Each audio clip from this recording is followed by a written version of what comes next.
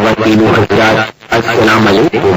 جیسا کہ آپ حضرات بخوبی جانتے ہیں کہ قرآن کریم بنی نوع انسان کے لیے نسخہ کیمیا ہے، مشعل راہ ہے، سرچشمہ ہدایت ہے، لیکن افسوس صد افسوس کہ عام مسلمانوں نے اس کی عظیم تعلیمات کو فراموش کر رکھا ہے اور ان کی عمومی زندگی جناب نبی کریم صلی اللہ علیہ وسلم کی بلند پایا سنتوں سے خالی ہے۔ لہذا مسلمان مردوں خواتین کو قرآن حکیم اور احادیث کریمہ کی عظیم تعلیمات سے آشنا کرنے کے لیے امروہہ کے ممتاز عالم دین حضرت مولانا حافظ قاری محمد یوسف صاحب امروہی نے اپنے مکان واقع محلہ بیگم سرائے خرد امروہہ یو پی انڈیا میں تفسیر قرآن مجید کا سلسلہ سن 1996 عیسوی سے خالق کائنات کی توفیق اور اس کے فضل جلیل کے تفہیم جاری کر رکھا ہے۔ حضرت مولانا محمد یوسف صاحب امروہی ہر پیر کو بعد نماز ظہر اس پروگرام میں قرآن حکیم کی تفسیر فرماتے ہیں۔ رمضان شریف میں یہ پروگرام ہر پیر کو صبح 8 بجے سے ہوتا ہے۔ ہر تقریر کی کیسٹ حضرت مولانا محمد یوسف صاحب امروہی کے مکان سے حاصل کی جا سکتی ہے۔ لیجئے آج کی تقریر ملاحظہ فرمائیے اور اپنے ایمان میں اضافہ کیجئے۔ اس کا عنوان ہے جوا کھیلنا حرام ہے۔ 21 ربیع الاخر سن 1421 ہجری مطابق 24 جولائی سن 2000 عیسوی بروز پیر بعد نماز ظہر۔ بسم اللہ الرحمن الرحیم۔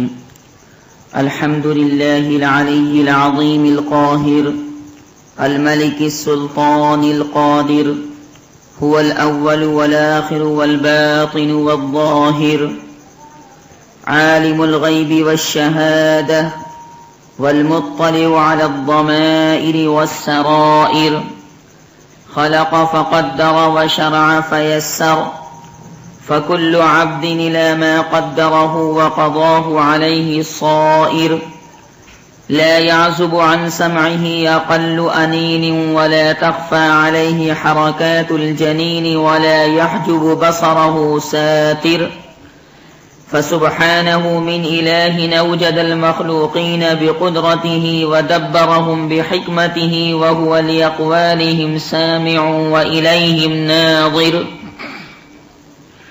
أحمده سبحانه على ما أولاه من بره وإحسانه المتظاهر وأشكره وقد وعد بالمزيد للشاكر وأشهد أن لا إله إلا الله وحده لا شريك له ولا صد ولا ند ولا معين ولا مظاهر شهادة ندخرها ليوم لا تنفع فيه الأموال ولا العشائر وأشهد أن سيدنا محمدا عبده ورسوله المطهر الطاهر المصطفى من زكي العناصر المؤيد بالآيات المعجزات والبصائر اللهم صل وسلم على عبدك ورسولك محمد وعلى آله وأصحابه أولي الفضائل والمفاخر وبحور العلوم الزواخر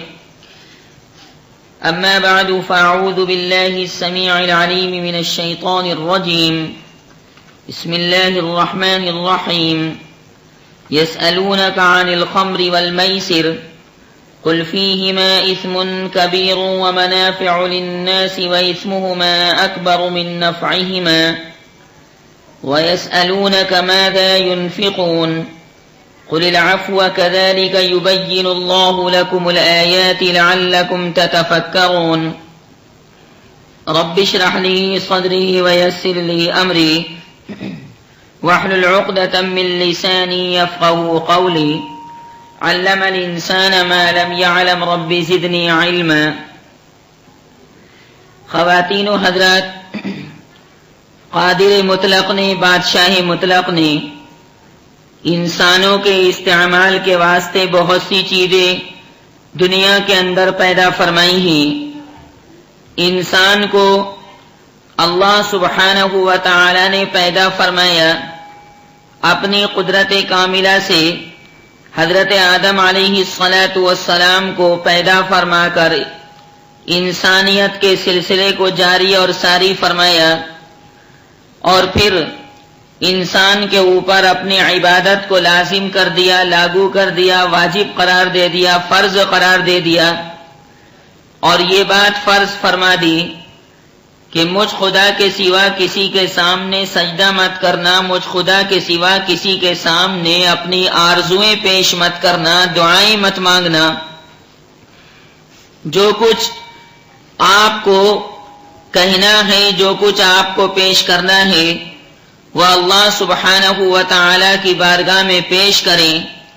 اللہ تعالی نے جب عبادت کو لازم اور ضروری قرار دے دیا، جانی عبادت بھی لازم کر دی اور مالی عبادت بھی لازم کر دی، تو ظاہر ہے کہ انسان جب دنیا کے اندر جیے گا تبھی تو انسان اللہ سبحانہ و تعالی کی عبادت کر سکتا ہے اور باری تعالی کی پرستش کر سکتا ہے۔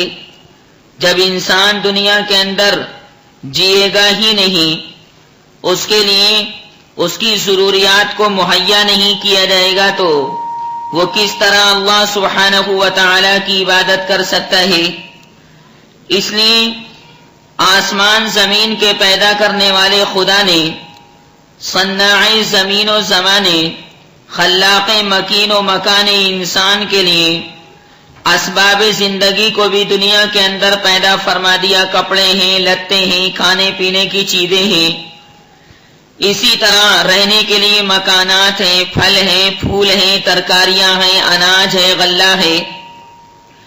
یہ بھی باری سبحانہ و تعالی کی شان کریمی ہے کہ اس نے اسباب زندگی مہیا فرما دیے اور انسان کو دنیا کے اندر ٹھکانہ دے دیا، زمین کے اوپر ٹھکانہ دے دیا۔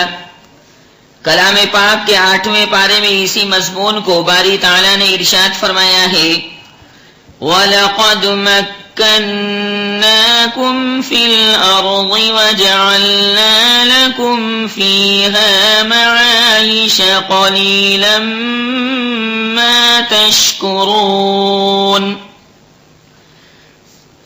انسان اپنی ضروریات کی چیزیں دنیا کے اندر پیسے کے لین دین سے، روپے کے لین دین سے، مال کے لین دین سے کرتا ہے۔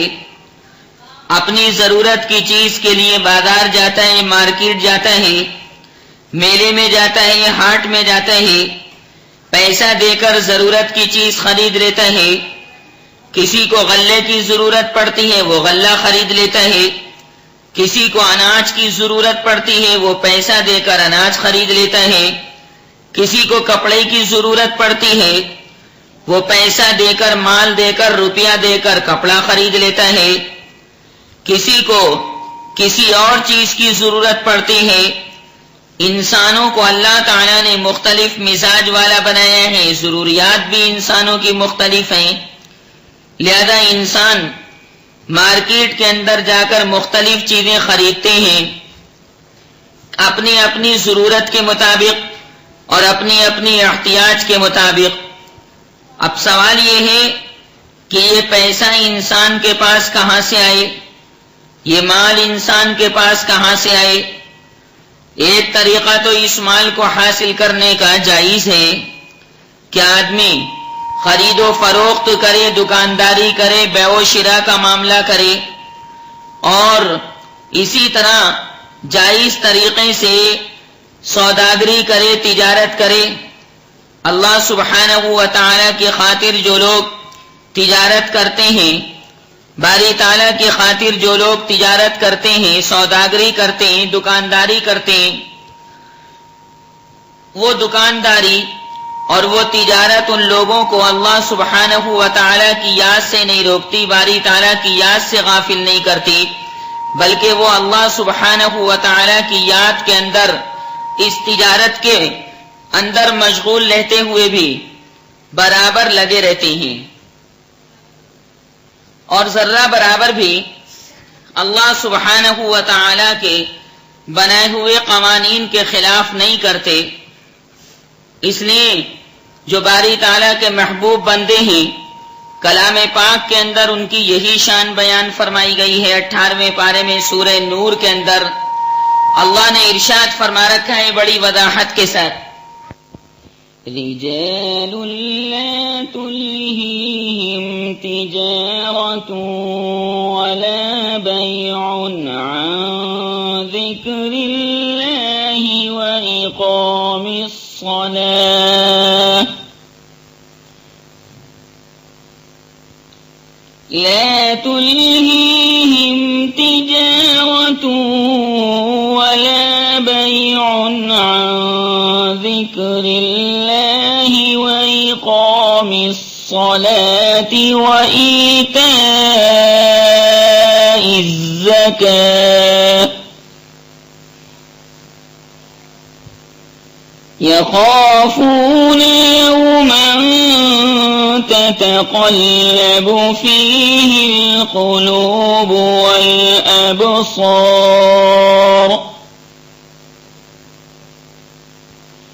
لیجزیہم اللہ احسن ما عملوا ویزیدہم من فضلہ واللہ یرزق من یشاء بغیر حساب۔ مال کمانے کے، سونا چاندی حاصل کرنے کے بہت طریقے دنیا میں رائج ہیں۔ پہلے زمانے کے اندر بھی یہ حرام طریقے رائج تھے، اور اس زمانے کے اندر بھی یہ حرام طریقے رائج ہیں، چلتے ہیں۔ کبھی انسان چھین جھپٹ کر کے دوسرے کی چیز کو حاصل کر لیتا ہے جو حرام ہے، کبھی انسان مال کماتا ہے چوری کر کے، کسی کے مکان میں چوری کر لی، ڈکیتی مار لی، نقب زنی کر لی، کبھی انسان دوسرے کی جیب کاٹ کر پیسہ کماتا ہے، روپیہ کماتا ہے، چلتے پھرتے آدمی کی جیب کاٹ لیتا ہے، اس کے روپے کو اپنے قبضے کے اندر کر لیتا ہے۔ تو غرض کے ناجائز طریقے اور حرام طریقے دولت کمانے کے اور پیسہ کمانے کے، اسی طرح سونا چاندی کمانے کے دنیا کے اندر بہت سے پائے جاتے ہیں، اور لوگ ان طریقوں کے اندر برابر مشغول بھی رہتے ہیں۔ اللہ تعالیٰ نے اس کو حرام فرمایا کہ دیکھو باطل طریقے سے حاصل مت کرنا، نہ اس کا استعمال کرنا، نہ خود کھانا، نہ اپنے بچوں کو کھلانا، نہ اپنی اعلی اولاد کو کھلانا، نہ مہمانوں کو کھلانا۔ یا ایھا الذین آمنوا لا تأکلوا اموالکم بینکم بالباطل، 5ویں پارے کے دوسرے رکوع کی آیت کریمہ ہے کہ دیکھو باطل طریقے سے مال کو استعمال مت کرنا، حرام طریقے سے مال کو حاصل مت کرنا۔ حرام طریقوں میں سے ایک طریقہ قمار کا بھی ہے، حرام طریقوں میں سے ایک طریقہ میسر کا بھی ہے، حرام طریقوں میں سے ایک طریقہ جوے کا بھی ہے۔ اردو اور ہندی کے اندر تو اس کو جوا بولتے ہیں، اور عربی کے اندر قمار یا میسر کے ساتھ تعبیر کرتے ہیں، میم یا سین را۔ اور میسر کے معنی لفظی معنی آسانی کے ہیں، چونکہ جوئے کے اندر پیسہ جیتنے والے کو بہت آسانی کے ساتھ مل جاتا ہے، یسر کے ساتھ مل جاتا ہے، اس بنیاد پر عربی میں جوئے کو میسر کہتے ہیں۔ نبی کریم صلی اللہ علیہ وسلم نے اس قمار کو، جوئے کو حرام قرار دیا، بالکل ناجائز قرار دیا۔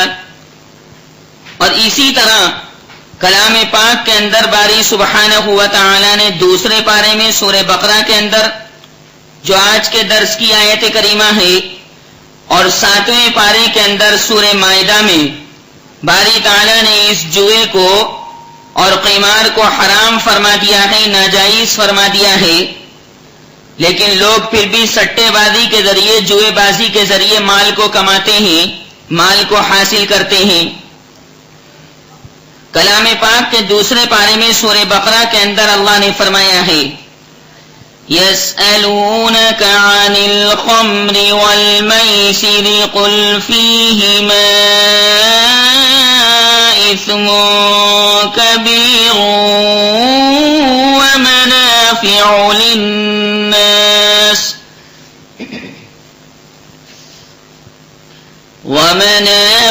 للناس وإثمهما أكبر من نفعهما.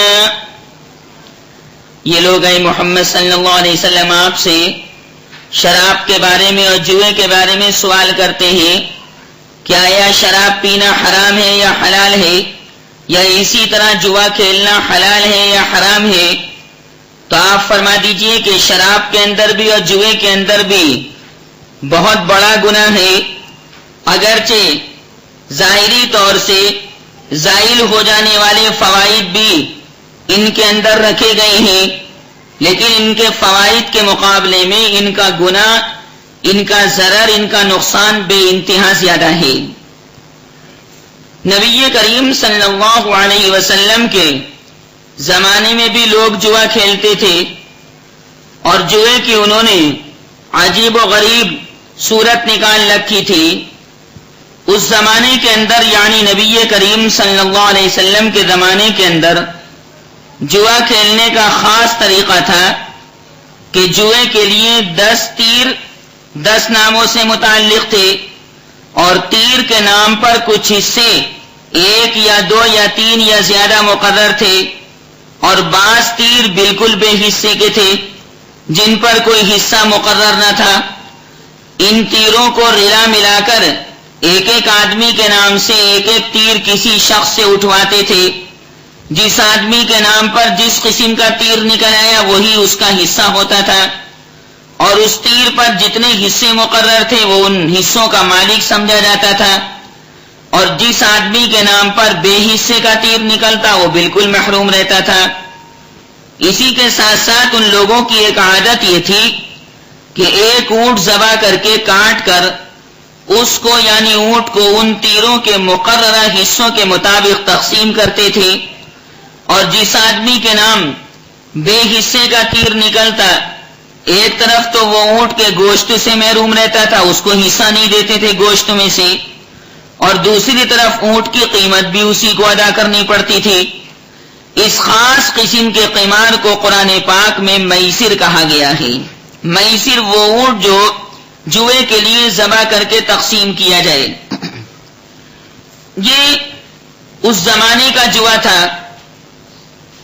گفتگو کو آگے بڑھانے سے پہلے خواتین و حضرات مناسب یہ سمجھا جا رہا ہے کہ قمار یا جوئے کی تعریف آپ حضرات کے گوش گزار کی جائے کہ جوا کہتے کسے ہیں.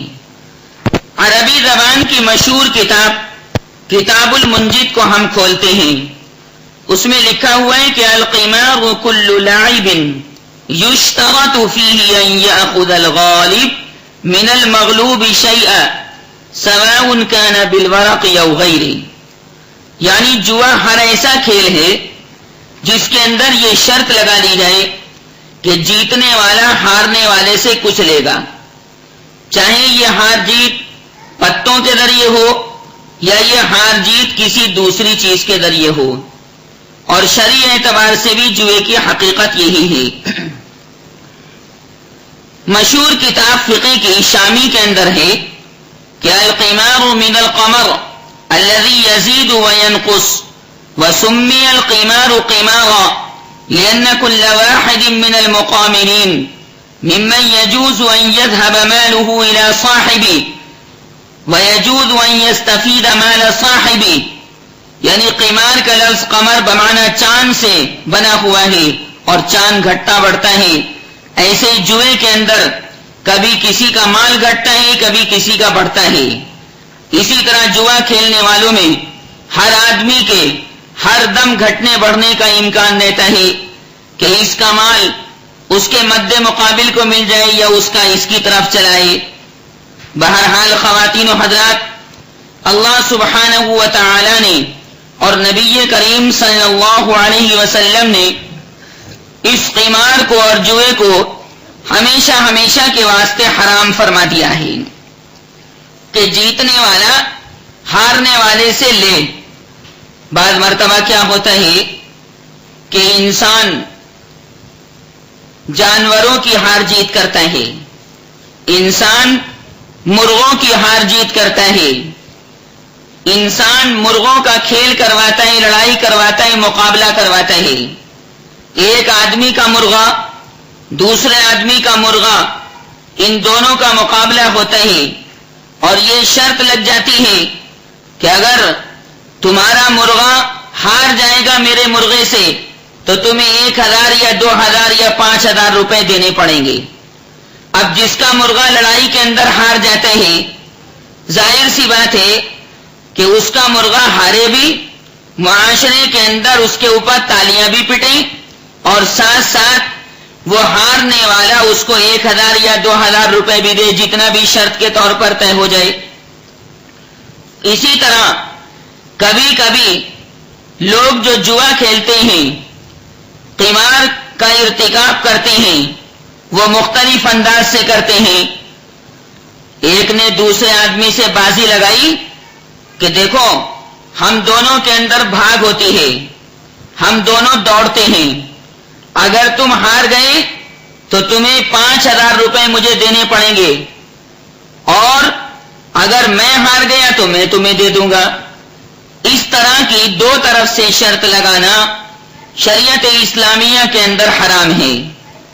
بعض مرتبہ انسان اپنی زبان سے کہتا ہے، دوسرے انسان کو سناتے ہوئے دونوں میں بازی لگ جاتی، مقابلہ ہو جاتا ہے، اور ایک انسان دوسرے انسان سے کہتا ہے کہ دیکھو اگر آج بارش ہو گئی آسمان سے تو تم 1000 روپیہ مجھے دینا، اور اگر نہ ہوئی میں ہار گیا تو میں تم کو دے دوں گا۔ اب بعض مرتبہ بارش ہو جاتی اور بعض مرتبہ نہیں ہوتی، بیچارہ ہارنے والا محروم رہ جاتا ہے، ہارنے والے کو کتنی پریشانی کا سامنا کرنا پڑتا ہے، اور اس کو دنیا کی ذلت بھی برداشت کرنی پڑتی ہے، اور روپے کا پیسے کا تاوان بھی اس کو بھرنا پڑتا ہے۔ اللہ سبحانہ و تعالی نے اس طرح کی چیز کو خواتین و حضرات پسند نہیں کیا۔ اللہ تعالیٰ مساوات کا علم بردار ہے، اس نے دین اسلام کو مساوات کا علم بردار بنایا ہے۔ اللہ تعالیٰ چاہتا یہ ہے کہ دنیا کے اندر ہر انسان دوسرے انسان کو سکھ پہنچائے، اور دوسرا اس کو سکھ پہنچائے، جانی اعتبار سے بھی سکھ پہنچائے، مال کے اعتبار سے بھی سکھ پہنچائے، غرضے کے ہر طرح اس کو راحت پہنچائے، آرام پہنچائے۔ اس کو اگر بازار سے سودا سلف منگوانے کی ضرورت ہے تو یہ آدمی اس کا بازار سے سودا سلف خرید کر لا دے یا منگوا دے۔ ڈاکٹر کے یہاں لے جانے کی ضرورت ہے تو یہ اس کو ڈاکٹر کے یہاں لے جائے، حکیم صاحب کے یہاں لے جانے کی ضرورت ہے تو اس کی مدد کرتے ہوئے اور اس کی اعانت کرتے ہوئے یہ بندہ اپنے بھائی کو حکیم صاحب کے پاس لے جائے، یا اسی طرح کوئی اور دوسری حاجت اور ضرورت ہو تو یہ بندہ اس حاجت کے اندر، اس ضرورت کے اندر اس کی مدد کرے۔ اللہ سبحانہ و تعالی بندے کی مدد کے اندر لگے رہتے ہیں جب تک بندہ دوسرے بندے کی مدد کرتا رہتا ہے۔ چنانچہ رسول اللہ صلی اللہ علیہ وسلم نے حدیث پاک کے اندر ارشاد فرمایا ہے، ترمذی شریف کے اندر یہ حدیث شریف ہے کہ واللہ فی عون العبد، واللہ فی عون العبد ما کان العبد فی عون اخیہ، کہ بندہ جب تک دوسرے بندے کی مدد کرتا رہتا ہے اللہ سبحانہ و تعالی بھی 7 آسمانوں کے اوپر سے اس کی مدد کرتا رہتا ہے۔ نبی کریم صلی اللہ علیہ وسلم نے اسی بنیاد پر اس کی وضاحت فرمائی کہ دیکھو آپس میں فساد نہ کرنا، آپس میں ایک دوسرے کی اعانت کرنا، مدد کرنا، اور دوسرے کے مال کو باطل طریقے سے نہ کھانا، دوسرے کے مال کو نہ تکنا۔ دیکھو اے محمد صلی اللہ علیہ وسلم، اللہ نے کلام پاک میں ارشاد فرمایا میرے آقا صلی اللہ علیہ وسلم کو کہ اگر کافروں کے پاس مال ہے، کافروں کے پاس سونا چاندی ہے، کافروں کے پاس جائیداد باغات ہیں، ان مخالفین اسلام کے پاس بے انتہا ثروت اور دولت کا ذخیرہ موجود ہے، یا دولت کے انبار لگے ہوئے ہیں، تو اے میرے محبوب پیغمبر صلی اللہ علیہ وسلم آپ ذرہ برابر بھی ان مخالفین کے مال کو نگاہ اٹھا کر نہ دیکھیں، ان کے مال کی جانب میلان نہ رکھیں، ان کی کسی جائیداد کی طرف لالچ کی نگاہ سے نہ دیکھیں، کیونکہ دنیا کے اندر یہ تمام کی تمام چیزیں ختم ہو جانے والی ہیں۔ دنیا کا سونا ختم ہو جانے والا ہے، اور دنیا کی چاندی ختم ہو جانے والی ہے، دنیا کا تانبا پیتل ختم ہو جانے والا ہے، اسی طرح دنیا کا لباس ختم ہو جانے والا ہے، دنیا کی بڑی سے بڑی کوٹھی بھی اگر ہے تو وہ بھی فنا ہو جانے والی ہے۔ دنیا کے بادشاہ، دنیا کے وزیر سفیر، دنیا کے مشیر، دنیا کے آدمی اور دنیا کی عورتیں اور دنیا کے لڑکے اور لڑکیاں، بچے اور بچیاں، یہ تمام کی تمام چیزیں ختم ہو جانے والی ہیں۔ دنیا کے جانور ختم ہو جانے والے ہیں، دنیا کا آسمان ختم ہو جانے والا ہے، اور دنیا کی زمین کے اوپر زلزلہ آنے والا ہے۔ دنیا کو اللہ تعالیٰ نے فانی اور زائل بنایا ہے۔ یہ دنیا اور دنیا کی تمام چیزیں دھوکے کا سامان ہیں۔ انسان اس دھوکے کے سامان کے اندر گرفتار رہتا ہے۔ کسی کے پاس اگر جائیداد ہے تو اس کی جائیداد کے اوپر نگاہ رکھتا ہے اور آپس میں مذاکرہ کرتا ہے، کہتا ہے کہ فلاں کے پاس اتنے مکانات ہیں اور فلاں کے پاس اتنی چیزیں ہیں، فلاں کے پاس گاڑیاں ہیں، فلاں کے پاس، اس کی بیوی کے پاس اتنے زیورات ہیں، غرضے کے اس طرح دوسرے کے مال پر نگاہ رکھتا ہے، دوسرے کی چیزوں کے اوپر نگاہ رکھتا ہے۔ اللہ سبحانہ و تعالی نے اپنے محبوب پیغمبر محمد الرسول اللہ صلی اللہ علیہ وسلم کو اس طرح کی چیزوں سے منع فرمایا اور ارشاد فرما دیا کہ اے میرے محبوب پیغمبر، ہم نے تو آپ کو حوض کوثر عنایت فرما رکھی ہے، ہم نے آپ کو خیر کثیر عنایت فرما رکھی ہے، ہم نے آپ کو جنت اور اس کی نعمتیں عنایت فرما رکھی ہیں، ہم نے اے میرے محبوب پیغمبر آپ ہی کی وجہ سے ساری کائنات کو بنایا ہے، دنیا کے چاند اور سورج کے اندر اے میرے محبوب پیغمبر آپ کی وجہ سے ہم نے روشنی کو پیدا کیا ہے، دنیا کی تمام کائنات کی یہ محفل اے میرے پیغمبر صرف اور صرف آپ کے اعزاز و اکرام کے طور پر سجائی ہے، لہذا آپ کبھی بھی ان کفار اور مشرکین اور مخالفین اسلام کے مال اور جائیداد اور باغات اور سونے چاندی کو نگاہ اٹھا کر بھی مت دیکھنا چاہیے جائے کہ آپ ان کو حاصل کرنے کی کوشش کریں۔ آپ کے لیے تو اللہ نے ایسی جنت تیار کر رکھی ہے جس کو کبھی فنا نہیں ہے۔ اللہ تعالیٰ نے آپ کے لیے جنت کی ایسی لازوال چیزیں تیار فرما رکھی ہیں جن کا کبھی خاتمہ ہونے والا نہیں ہے، لہذا جو فانی چیز کو دائمی چیز کے مقابلے میں لے گا وہ بڑا بے وقوف انسان ہے، اور جو فانی چیزوں پر لات مارے گا اور فانی چیزوں کو ترک کرے گا اور یہ سوچے گا کہ اللہ سبحانہ و تعالیٰ کھلاتے پلاتے ہیں، مجھے میری غربت منظور ہے، مجھے میرا فقر و فاقہ منظور ہے، لیکن اس کے باوجود کسی کے مال پر نگاہ رکھنا میرے لیے جائز نہیں۔ انسان کا، مومن کامل کا اور مسلم کامل کا یہی شیوا ہے۔ کلام پاک کے 14ویں پارے میں اللہ نے اس کو بیان فرمایا، وَلَا تَمُدَّنَّ عَيْنَيْكَ إِلَىٰ مَا مَتَّعْنَا بِهِ، آپ نگاہ اٹھا کر بھی مت دیکھنا ہرگز ان کے مال کی طرف اور ان کی چیزوں کی طرف، کیونکہ مال کی طرف اگر دھیان ہوگا تو آدمی اللہ سبحانہ و تعالیٰ کو بھول جائے گا۔ آپ تو مال کے بجائے مال پیدا کرنے والے خدا کی جانب توجہ رکھیں، جس نے ساری کائنات کو پیدا کیا ہے اور ساری چیزوں کو وہی روزی عنایت فرماتا ہے۔ بہرحال اللہ سبحانہ و تعالی نے خواتین و حضرات اس جوئے کو حرام فرما دیا ہے۔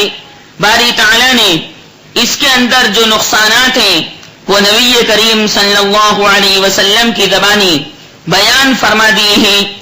جب دو طرف سے شرط لگتی ہے اور یہ کہا جاتا ہے کہ اگر یہ ہارا تو اس کو یہ چیز دینی پڑے گی، تو ظاہر سی بات ہے کہ جوئے کے اندر ایک آدمی ہار جاتا ہے اور ایک آدمی جیت جاتا ہے۔ لاٹری کے ٹکٹ کا بھی یہی مسئلہ ہے کہ آدمی ٹکٹ خریدتا ہے اور اس نیت سے خریدتا ہے کہ لاٹری میرے نام کی کھل جائے اور دوسرے کو ہرگز نہ ملے. لہذا آدمی اپنا فائدہ چاہنے لگتا ہے اور دوسرے انسان کا نقصان چاہنے لگتا ہے، اور شریعت اسلامیہ اس کو پسند نہیں کرتی کہ آدمی اپنا فائدہ چاہے اور دوسرے کا نقصان چاہے. نہیں، انسان مسلم کامل اور مومن کامل کی اللہ نے یہ امتیازی شان کلام پاک میں بیان فرمائی ہے کہ میرا نیک بندہ ایثار سے کام لیتا ہے، میرا نیک بندہ قربانی سے کام لیتا ہے کہ مجھے ملے اور چاہے نہ ملے پر میرے بھائی کو مل جائے، مجھے ملے چاہے نہ ملے میری بہن کو مل جائے. یہ ایثار اور قربانی کا جذبہ وہ اپنے اندر رکھتا ہے. اسی بنیاد پر اللہ سبحانہ و تعالی نے صحابہ کرام کی تعریف بیان فرمائی 28ویں پارے میں سورہ حشر کے پہلے رکوع میں. وَيُؤْثِرُونَ عَلَىٰ أَنفُسِهِمْ وَلَوْ كَانَ بِهِمْ خَصَاصَةٌ. یہ تو بھئی دوسروں کو کھلاتے پلاتے ہیں، اگرچہ ان کو فاقہ ہو، کوئی مہمان آ گیا، کوئی مانگنے والا آ گیا، کوئی سائل آ گیا، کوئی طلب کرنے والا آ گیا، دسترخوان پر کھانا رکھا ہوا ہے اٹھا کر اس کو دے دیتے ہیں. یہ شان ہے قربانی کی اور یہ شان ہے ایثار کی. عام طور سے مسلمانوں کے بچے گلیوں کے اندر جوا کھیلتے رہتے ہیں، کس طرح کنچے کھیلتے ہیں، اسی طرح پتنگ بازی کرتے ہیں، اور پھر پتنگ بازی میں مقابلہ ہوتا ہے. اس مقابلے میں شرط لگائی جاتی ہے کہ اگر تم اس مقابلے کے اندر پتنگ بازی کے مقابلے کے اندر ہار گئے تو تم مجھے 100 روپے دو گے یا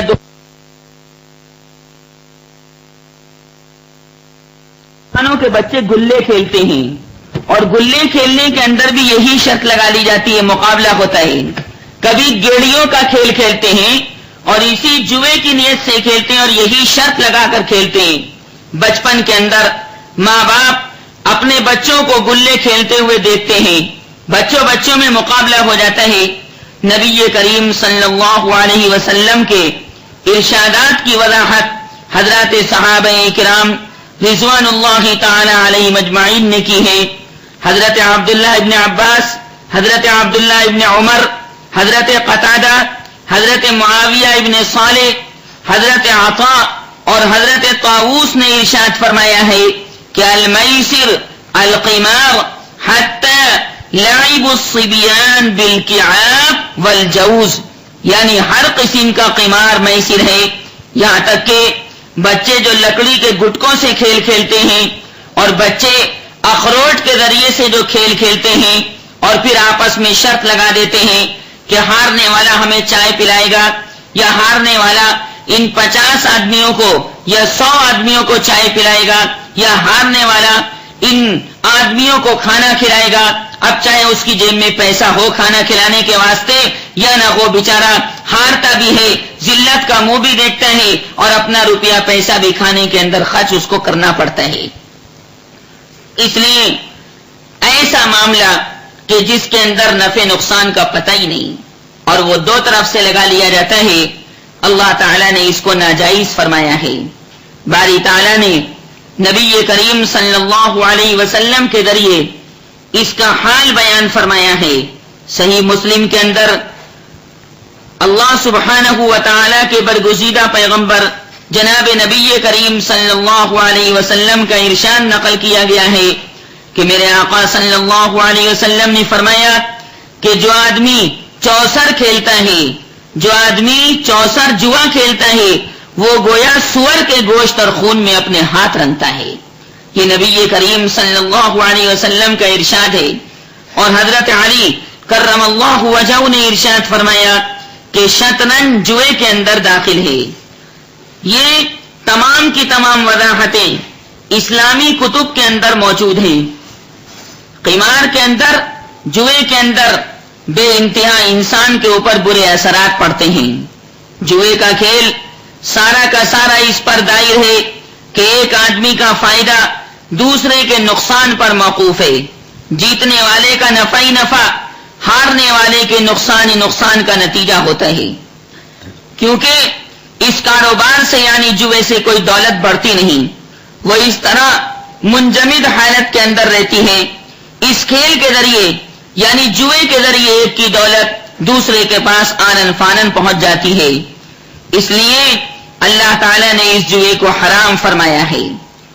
قمار اور جوا مجموعی حیثیت سے ساری قوم کی تباہی اور انسانی اخلاق کے لیے موت ہے کہ جس انسان کو اللہ تعالیٰ نے نفع پہنچانے کے لیے پیدا فرمایا تھا، انسان کو مخلوق کے لیے فائدہ پہنچانے کے واسطے پیدا فرمایا تھا، جس انسان کو باری تعالیٰ نے ایثار اور ہمدردی کا پیکر بنایا تھا، وہ جوئے کے اندر ایک خونخوار درندے کی خاصیت اختیار کر لیتا ہے کہ اپنا فائدہ سوچتا ہے اور اپنے بھائی کا نقصان سوچتا ہے، بھائی کی موت میں اپنی زندگی سمجھتا ہے اور اس کی مصیبت میں اپنی راحت سمجھتا ہے، اس کے نقصان کے اندر اپنا نفع سمجھتا ہے اور اپنی پوری قابلیت اس جوئے کے اندر لگا دیتا ہے۔ آپ کو معلوم ہے خواتین و حضرات کہ جوئے کے مفاسد اور جوئے کی برائیاں کتنی ہیں۔ اسی طرح لاٹری کا مسئلہ ہے۔ لاٹری انگلش زبان کا ایک لفظ ہے، LOTTERY اس کی اسپیلنگ ہے، جس کے لغوی معنی قرآ ڈالنے کے ہیں، لیکن آج خواتین و حضرات ہمارے عرف کے اندر یہ معنی یعنی قرآ اندازی کے معنی باقی نہ رہے، بلکہ جب بھی مطلق لاٹری کا لفظ بولا جاتا ہے تو اس سے مخصوص ہاتھ جیت والی لاٹری مراد ہوتی ہے۔ ایک تو یہ ہے کہ 10 آدمی مل کر فیصلہ کر لیں کہ بھئی مہینے کے ہم 100 روپے ڈالیں گے، یا مہینے کے ہم 200 روپے ڈالیں گے، یا مہینے کے ہم 1000 روپے ڈالیں گے۔ 10 آدمیوں نے مل کر فیصلہ کر لیا کہ ہم ہر مہینے 100 روپے ڈالیں گے، اور جس کے نام کی پرچی نکل آئی اور جس کے نام کے اوپر قرآ حاصل ہو جائے بس اس کو اس مہینے کا پیسہ دے دیا جائے گا۔ ایسا کرنا شریعت اسلامیہ کے اندر جائز ہے، کیونکہ اس صورت کے اندر 10 کے 10 آدمیوں کو برابر پوری رقم پہنچے گی، اس میں کوئی ہارنے اور جیتنے کا مسئلہ نہیں ہے۔ اس لیے حضرات علماء کرام نے اس صورت کو تو جائز قرار دیا ہے، لیکن جوا شریعت اسلامیہ کے اندر حرام ہے۔ خواتین و حضرات جوئے کے اندر لاکھوں افراد سے کروڑوں کی رقم بغیر کسی معاوضے کے محض انعام کا لالچ دے کر حاصل کی جاتی ہے، اور چند افراد کو تھوڑی سی رقم تقسیم کر دی جاتی ہے، باقی تمام شریکوں کو یک لخت محروم کر دیا جاتا ہے، اور ان سے لی ہوئی رقمیں بلا تکلف ہڑپ کر لی جاتی ہیں، اور یہ بیچارہ ہارا ہوا انسان، محروم انسان، نامراد انسان دل مسوس کر رہ جاتا ہے اور ہاتھ مل کر رہ جاتا ہے اور کہتا ہے کہ ہائے میں جوا ہار گیا۔ بعض کثیر لوگ اپنی رقموں کو گنوا کر ہارٹ اٹیک کے اندر گرفتار ہو جاتے ہیں اور مر جاتے ہیں۔ جب پتہ چلتا ہے کہ تم ہار گئے تو اٹیک ہو جاتا ہے اور وہ انسان مر جاتا ہے۔ بعض لوگ ہارنے والے ناکام ہو جانے کے بعد خودکشی کر لیتے ہیں، اپنے آپ کو مار لیتے ہیں، مٹی کا تیل چھڑک کر آگ لگا لیتے ہیں، یا کنویں کے اندر ڈوب جاتے ہیں، یا جناب سمندر کے پانی کے اندر غوطہ لگا لیتے ہیں اور کہتے ہیں کہ ہائے میں تو ہار گیا اور میرے نام پر جوا نہ نکلا اور فلاں آدمی جیت گیا، اس لیے میں تو ریل کے نیچے کٹ رہا ہوں، اپنی زندگی کو گنوا رہا ہوں۔ حالانکہ اللہ تعالیٰ نے اس خودکشی کو حرام فرما دیا ہے، آتم ہتیا کو حرام فرما دیا ہے، اور یہ بات ارشاد فرمائی ہے کہ میرے بندے، یہ میں نے جو تجھے جسم عنایت کیا ہے اور یہ دنیاوی زندگانی جو میں نے تجھے عنایت کی ہے، یہ مجھ خدا کی طرف سے تیرے لیے ایک بہت بڑا انعام ہے، بہت بڑی نعمت ہے۔ تیری دونوں آنکھیں جو میں نے بنائی ہیں، دنیا کے بڑے سے بڑے ڈاکٹر جمع ہو جائیں ایک آنکھ نہیں بنا سکتے۔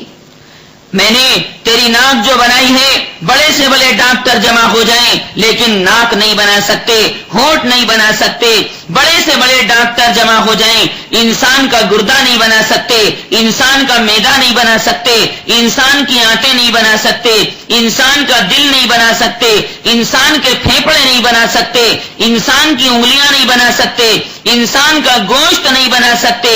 اے میرے بندے، وہ ناخن جو تو ہر ہفتے کاٹ کر پھینک دیتا ہے، بڑے سے بڑے ڈاکٹر اس ناخن کو بنانے پر قادر نہیں۔ اس لیے جو زندگی میں نے تجھے عنایت کی ہے، وہ زندگی میری طرف سے تیرے واسطے بہت بڑی نعمت ہے، اس کا خیال کر۔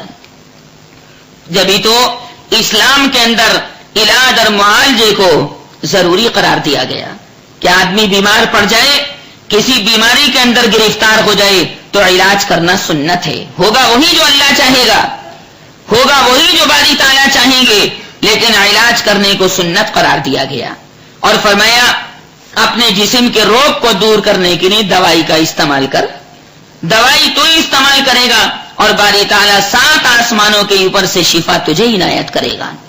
اس لیے اس کو سنت قرار دیا گیا تاکہ اپنے جسم کو باقی رکھا جا سکے، اپنے جسم کی حفاظت کی جا سکے۔ بہت سے لوگ ریل کے نیچے کٹ کر مر جاتے، بجلی کا کرنٹ لگا لیتے، ہار گئے جوا، رسی کا پھندا گلے کے اندر ڈالا اور اس میں لٹک گئے، اپنی جان دے دی۔ کیوں دے دی؟ بھائی جوا ہار گئے۔ اسی طرح بہت سے لوگ مٹی کا تیل چھڑک کر آگ لگا لیتے ہیں، پیٹرول چھڑک کر آگ لگا لیتے ہیں، اسی طرح زہر کھا کر مر جاتے ہیں، خود بھی مر جاتے ہیں، اپنی بیوی کو بھی مار دیتے ہیں، اپنے بچوں کو بھی مار دیتے ہیں کہ جوا ہار گئے۔ بیوی کے زیورات اس جوے کے اندر چلے جاتے ہیں۔ گھر جو انتہائی محنت کے ساتھ اور قد و کاوش کے ساتھ انسان نے بنایا تھا، وہ گھر اس جوے کے اندر چلا جاتا ہے۔ اسی طرح بیوی کے زیورات چلے جاتے ہیں، دکان کا سارا سامان وہ اس جوے کے اندر جھونک دیتا ہے اور اپنی زندگی خراب کرتا ہے، اپنی بیوی کی زندگی خراب کرتا ہے اور اپنے بچوں کی زندگی کو خراب کر دیتا ہے۔ بعض مرتبہ خواتین و حضرات دیکھا گیا کہ آدمی جوے کے اندر ہارا اور غصے میں گھر کے اندر داخل ہوا، بیچاری بیوی نے اس کے واسطے روٹی پکا کر رکھ چھوڑی ہے، بیوی نے اس کے واسطے لذیذ سالن تیار کر رکھا ہے، اس کے استقبال کے لیے، اس کو ویلکم کہنے کے لیے وہ تیار بیٹھی ہے، لیکن یہ اپنا جوا ہار کر غصے کی حالت میں گھر کے اندر آیا اور آتے ہی غصے میں اپنی بیوی کو 3 طلاق دے دی۔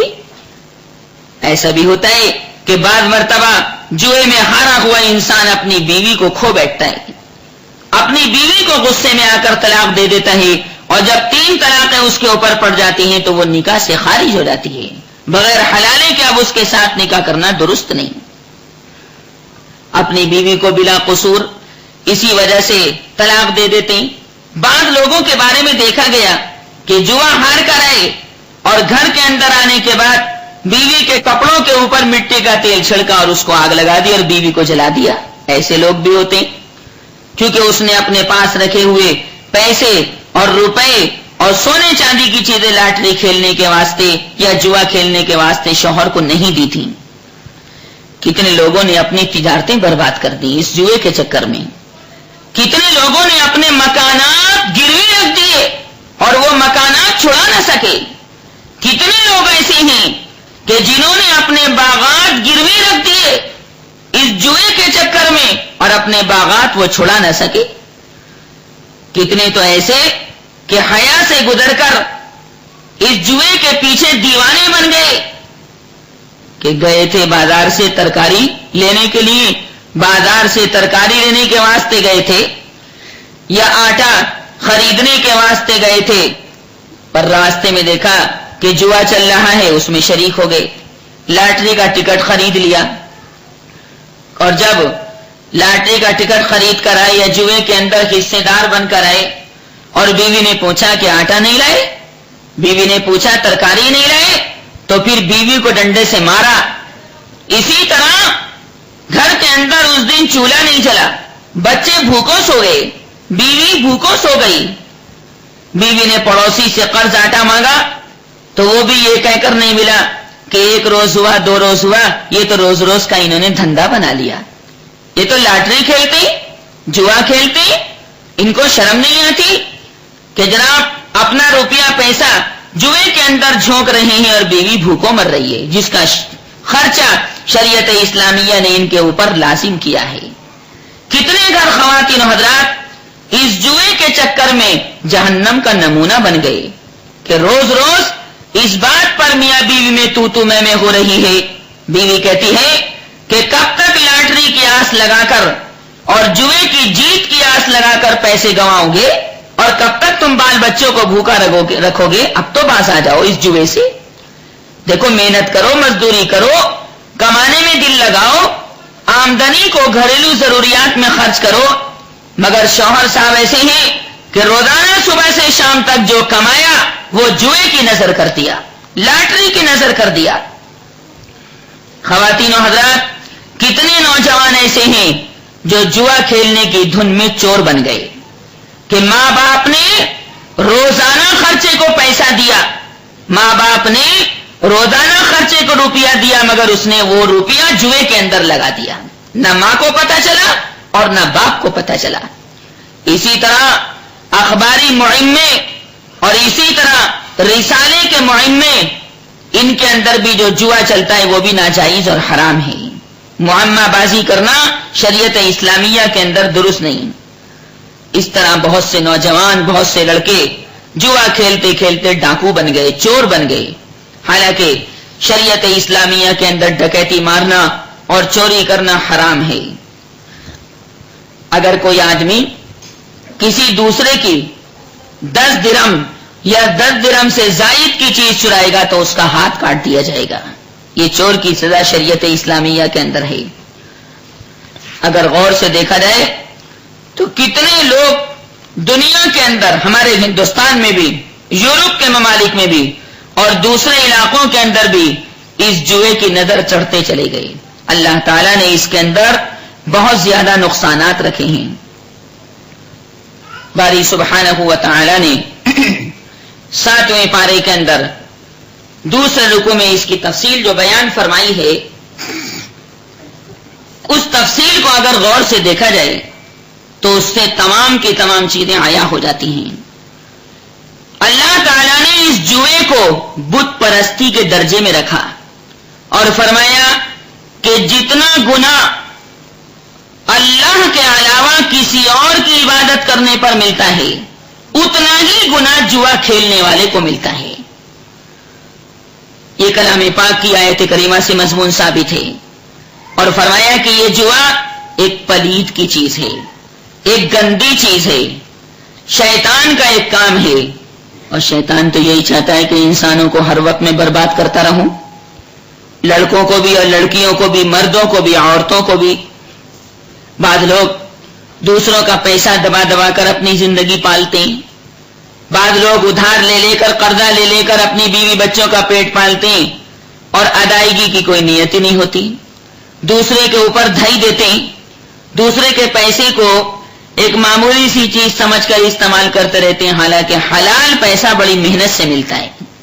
نمبر 2 کا پیسہ تو بہت آسانی سے مل جاتا ہے، پر حلال کمائی جو شریعت اسلامیہ نے لازم اور ضروری قرار دی ہے وہ بڑی مشکل سے انسان کو حاصل ہوتی ہے۔ پر انسان اگر اس حلال کمائی کو حاصل کرنا چاہے تو حاصل کر سکتا ہے۔ پیغمبروں کو بھی حلال کمائی کا حکم دیا گیا، حلال کھانے کا حکم دیا گیا۔ یا ایھا الرسل کلوا من الطیبات واعملوا صالحا انی بما تعملون علیم۔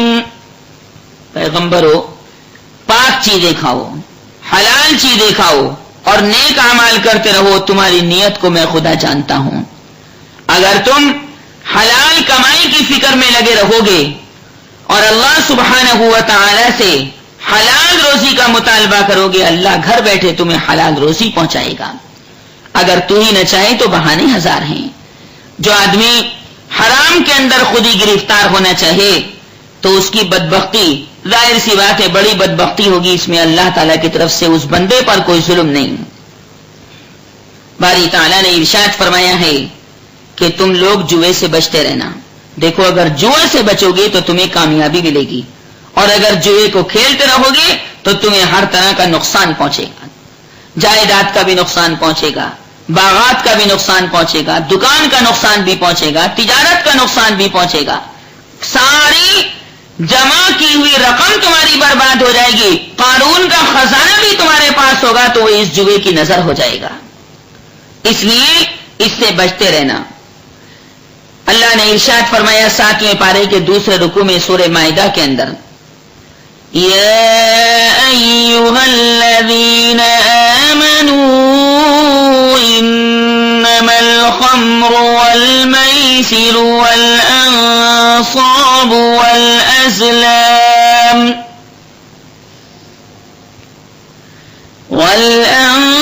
الأنصاب والأزلام رجس من عمل الشيطان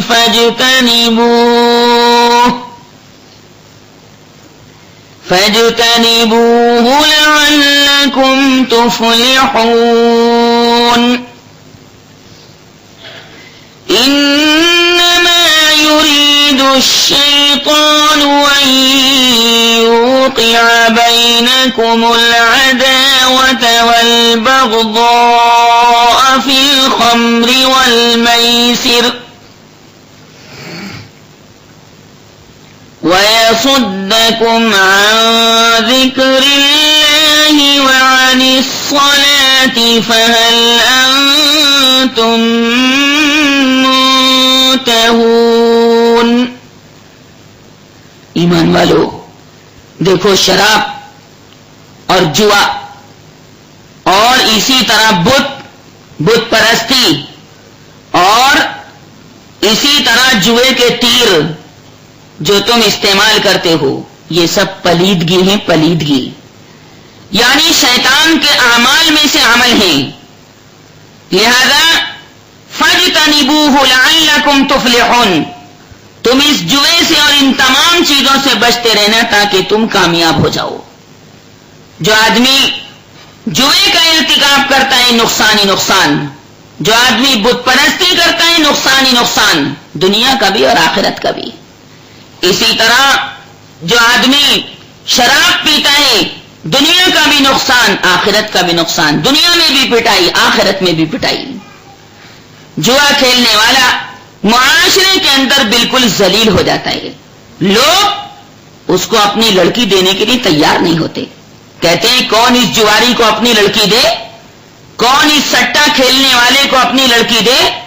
ارے یہ تو حرام لقمے کھاتا ہے، ہماری بیٹی کو بھی حرام لقمے کھلائے گا، ہماری بیٹی کو سکھ سے نہیں رکھ سکے گا.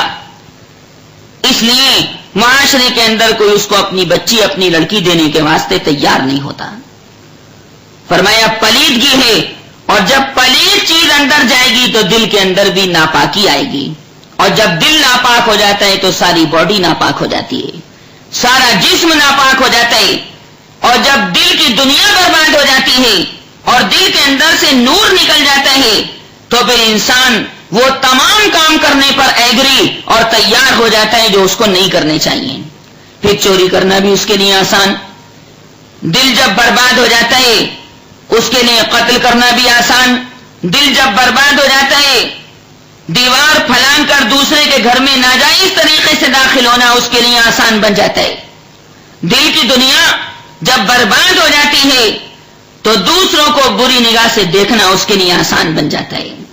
دل کی دنیا جب برباد ہو جاتی ہے تو دوسرے کے مال پر وہ نظر رکھتا ہے، دوسرے کی جائیداد پر نظر رکھتا ہے، دوسرے کے باغات کے اوپر نظر رکھتا ہے.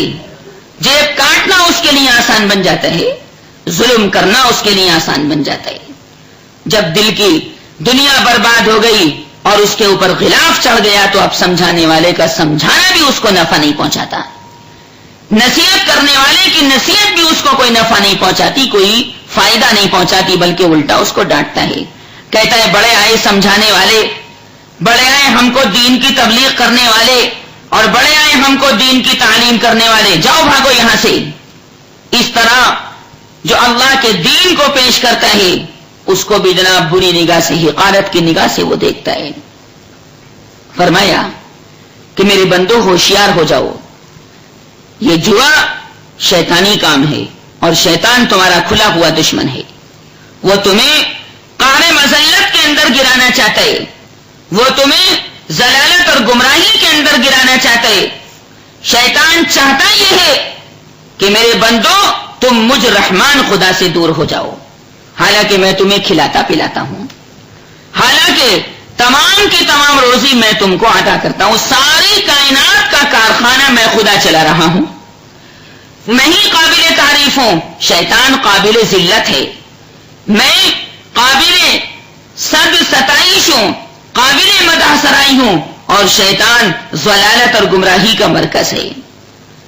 اللہ تعالیٰ کا جو پاک صاف پاکیزہ بندہ، مومن بندہ، نیک بندہ ہوتا ہے، وہ فوراً اس تنبیہ سے بیدار ہو جاتا ہے. دیکھو جو آدمی اچھے من کا ہوتا ہے، جو آدمی اچھے خیالات کا ہوتا ہے، جو آدمی اپنے جسم کے اندر نور والا دل لگتا ہے، وہ ذرا سے سمجھانے پر فوراً مان جاتا ہے. اور جو بدتمیز ہوتا ہے، بد کردار، بد گفتار ہوتا ہے، جس کے دل کے اندر بڑائی اور تکبر ہوتا ہے، اپنے سامنے دوسروں کو سب کو ڈنگر سمجھتا ہے، اپنے آپ کو ہی سب کچھ سمجھتا ہے، وہ کہتا ہے کہ تعلقات میں دین کو پیش نہ کرو. نہیں بھائی، دین تو ہر معاملے میں پیش کیا جائے گا. دین تو اللہ نے بھیجا ہی اس واسطے ہے کہ ساری چیزوں کے اندر دین کو چلاؤ، تب ہے تمہاری کمال کی بات. آدمی یہ نہیں کہ صرف نماز ادا کر لے اور وہ بھی مرغے کی طرح ٹھونگے مار لے، بلکہ تمام معاملات کے اندر دین کی پیروی کر کے دکھاؤ، تب بات چلتی ہے. اللہ سبحانہ و تعالی ایسے ہی بندے کو پسند فرماتے، پھر ذرا ساری تنبیہ کے اوپر وہ بیدار ہو جاتا ہے اور خدا کی تعریف کرنے لگتا ہے اور کہتا ہے سبھی تعریف اس اللہ کی جو سب کا داتا ہے، سبھی تعریف اس اللہ کی جو سب کا داتا ہے، سبھی کو رزق دیتا ہے، کھلاتا ہے، پلاتا ہے. ستاروں کو عطا کی روشنی، ذروں کو تابانی، ستاروں کو عطا کی روشنی، ذروں کو تابانی، چمک سورج کو دیتا، چاند کو وہ جگمگاتا ہے. چمن کے پتے پتے سے آیا صنعت گری اس کی. ایک پتا کوئی بنا سکتا ہے؟ بڑے سے بڑا ڈاکٹر گلاب کے پودے کا ایک پتا نہیں بنا سکتا جو خدا تعالیٰ بنا دیتا ہے اور بغیر کچھ لیے دیے بنا دیتا ہے. چمن کے پتے پتے سے آیا صنعت گری اس کی، اسی کے حکم سے اگتا ہے پودا لہلہاتا ہے. اسی کی حمد کرتی ہیں جو چڑیاں چہچہاتی ہیں. پیڑ کے اوپر جو گوریا چڑیا بیٹھی رہتی نا، چی چی چی چی کرتی رہتی، اپنی زبان میں خدا کی تعریف کرتی. اسی کی حمد کرتی ہیں جو چڑیاں چہچہاتی ہیں. پپیا پی کہاں کہہ کر اسی کی حمد گاتا ہے. لچکتی ڈالیوں میں پھول کھلتے ہیں، مہکتے ہیں. لچکتی ڈالیوں میں پھول کھلتے ہیں، مہکتے ہیں. کرشمہ اپنی قدرت کا خدا یوں بھی دکھاتا ہے. دکھا کر شان قہاری فنا کرتا ہے ظالم کو. دنیا کے اندر کوئی کسی کے ساتھ کر لے ظلم، اللہ تعالیٰ ایک دن اس کی پکڑ کرتا ہے. اللہم احفظنا. دکھا کر شان قہاری فنا کرتا ہے ظالم کو. جو ہے مظلوم ان کو تخت عزت پہ بٹھاتا ہے. جن کو لوگ ذلیل سمجھتے نا، دو کوڑی کا، اللہ ان کو عزت دیتا ہے. جن کو لوگ دو کوڑی کا سمجھتے، ذلیل سمجھتے، بیکار سمجھتے، کہتے ہیں ان کے پاس تو کچھ ہے ہی نہیں، یہ قابل عزت نہیں، اللہ ان کو عزت کے تخت پر بٹھاتا ہے، عزت کا تاج ان کے سروں پر پہنا دیتا ہے. وہ سب چیز پر قادر ہے. اس لیے اللہ سبحانہ و تعالی سے ڈرتے رہنے کی ضرورت. اور مومن بندہ، ظاہر سی بات ہے، مومن کامل، اسلام کامل والا بندہ اللہ کی محبت میں مستغرق ہو کر اللہ سبحانہ و تعالی کی مرضی کے مطابق زندگی گزارتا ہے. اور پھر اللہ تعالیٰ کی محبت کے آڑ میں آڑے جو محبت بھی آتی ہے اور جو رکاوٹ بھی آتی ہے، اس رکاوٹ کو وہ دور کر دیتا ہے. کہتا ہے اللہ کی محبت ہی فائدہ دیتی ہے، اللہ کی محبت ہی فائدہ دیتی ہے، اس دنیا میں بھی اور قبر میں بھی وہی فائدہ دے گی اور حشر میں بھی وہی فائدہ دے گی. کم وقت تو مجھ کو اللہ سے دور کرنے آیا ہے اور دین کے بارے میں کہتا ہے کہ تعلقات میں دین کو پیش نہ کرو. نہیں، دیکھو قرآن کھول کر دیکھو، 8واں پارہ اٹھا کر دیکھو اللہ کیا کہہ رہا ہے، میرے آقا کی زبان سے کیا کہلوا رہا ہے. قرآن کی مانے یا دنیا والوں کی مانے؟ ہمیں تو قرآن کی ماننی پڑے گی. ابے دنیا والے تھوڑی دیر کے ناراض ہو جائیں، بیٹھیں اپنے گھر میں، اللہ تعالیٰ کا دامن مضبوطی سے تھامے رہنا ہے. یہ دنیا والے قبر میں کوئی فائدہ تھوڑے پہنچائیں گے، علم شریف پڑھ کر ایصال ثواب بھی نہیں کرتے. قرآن کیا کہتا ہے؟ قل ان صلاتي ونسكي ومحياي ومماتي لله رب العالمين لا شريك له وبذلك أمرت وأنا أول المسلمين. اس لیے خدا کو چاہنے والا بندہ حق بات کہہ دیتا ہے اور حق بات سے ذرا لوگ ناراض ہو جاتے ہیں، حق بات سننا گوارا نہیں کرتے، پر اللہ کی محبت میں وہ کسی سے ڈرتا نہیں، بلکہ جو کچھ قرآن حدیث کے مطابق بات ہوتی ہے وہ کہہ گزرتا ہے، چاہے کوئی ناراض ہو یا راضی رہے۔ اور مومن کا حال ہی یہ ہے، صحابہ کرام کا حال یہی تھا کہ میں وہ شیشہ ہوں کہ جس وقت کھنکتا ہوں میں وہ شیشہ ہوں کہ جس وقت کھنکتا ہوں میں، سینے سنگ میں دل بن کے دھڑکتا ہوں میں۔ خوشبو رہتی ہے کہیں پھول کی آغوش میں قید، اب کوئی دنیا والوں کی قید میں مومن رہتا ہے، اللہ کے پھول کی خوشبو اس کو پسند ہے۔ خوشبو رہتی ہے کہیں پھول کی آغوش میں قید، ہو کے آزاد فضاؤں میں مہکتا ہوں میں۔ شاخ نازک ہوں مگر آندھی سے میں ڈرتا نہیں، شاخ نازک ہوں مگر آندھی سے میں ڈرتا نہیں، باد تند آئے تو خوش ہو کے لچکتا ہوں میں۔ ہوں تو کمزور، میرے پاس کچھ نہیں، پر اللہ کی محبت کا سایہ میرے سر پر ہے۔ آشیاں جل گیا میرا تو نہیں غم اس کا، آشیاں جل گیا میرا تو نہیں غم اس کا، آج بھی شاخ نشیمن پہ چہکتا ہوں میں۔ اللہ سبحانہ و تعالی کے صحابہ کرام بالکل یہی شان رکھتے تھے۔ جس وقت حضرت مغیرہ ابن شعبہ رضی اللہ تعالی عنہ، رستم جو ایران کا بڑا سردار تھا، صحابہ کرام سے جنگ تیار تھی، تو ایرانیوں نے سوچا کہ اپنی شان و شوکت اور اس کا روب گانٹھی صحابہ کرام کے اوپر، ایمان والوں کے اوپر، پیغام بھجوایا صحابہ کے پاس کہ اپنے کسی نمائندے کو بات چیت کرنے کے واسطے ہمارے سردار رستم کے پاس بھیجیں۔ صحابہ نے مشورہ کر کے حضرت مغیرہ ابن شعبہ کو بھیجا، جن کے جسم پر ایک پھٹا پرانا کرتا تھا، پھٹی پرانی لنگی تھی۔ رستم نے سوچا کہ بھئی صحابہ کو روب میں گاٹنا چاہیے، روب ڈالنا چاہیے ان کے اوپر۔ صحابہ کہاں روب میں آنے والے تھے، وہ تو رسول اللہ کے رنگ میں رنگے ہوئے تھے۔ رستم نے اپنا دربار سجوایا، سارے وزیروں سفیروں کو شاہی لباس پہنوایا اور کہا بلاؤ مغیرہ کو، بلاؤ اس صحابی کو میرے دربار کے اندر۔ بھرا ہوا دربار تھا، یہ پھٹے پرانے کپڑے والا شعبہ کا بیٹا مغیرہ، رسول اللہ کا عاشق، رسول اللہ کا صحابی، ایمان کی شمع اپنے دل کے اندر جلا کر رستم کے دربار کے اندر پہنچا۔ خواتین و حضرات، تو پہنچتے ہی ایک دم رستم کی کرسی کے برابر میں جا کر بیٹھ گئے۔ اب سارے لوگ حیران تھے کہ ارے اس کو تو نیچے بیٹھنا چاہیے تھا، یہ تو فقیر پھٹے پرانے والا لباس والا، اس کو تو ہمارے سے نیچے بیٹھنا چاہیے، یہ تو ہمارے بادشاہ کی برابر میں جا کر بیٹھ گیا۔ تو لوگوں نے اس کو گھور کر دیکھا، حضرت مغیرہ سمجھ گئے کہ یہ مجھے کس بات پر گھور رہی ہیں۔ فرمایا مغیرہ نے، تمہارا بادشاہ اور تمہارا خدا، تمہارا معبود اگر یہ رستم ہے تو میں تمہارے اس رستم خدا کو اپنے پیروں سے ٹھوکرے مارتا ہوں۔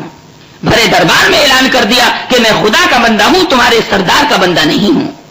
یہ ہے ایمان، یہ نہیں کہ چوچو پوچو کی جائے اور خوشامدیں کی جائیں، نہیں، اللہ کھلاتا پلاتا ہے، اور جب موت آئے گی تبھی انسان مرے گا، کسی مالدار کے مارنے سے نہیں مرتا، جبھی مرے گا جبھی جائے گا دنیا سے۔ تبھی تو رسول اللہ صلی اللہ علیہ وسلم قیامت میں فرمائیں گے شاباش شاباش